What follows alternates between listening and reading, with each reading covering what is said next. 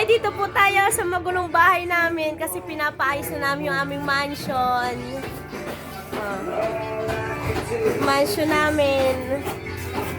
Yung dati naming terrace, idediretso na siya para lumawak yung aming sala. Titibagin na rin ito. Diba?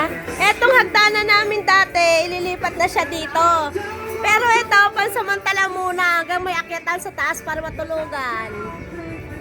O, diba? Sa gabi, walang takip yan. Pag natutulog kami, diretso langit na. Ang gulo-gulo ng bahay namin, oh. Ay, yung mga trabahador namin, oh. Aming mga trabahador, oh. Pag walang mga pasok, pantay.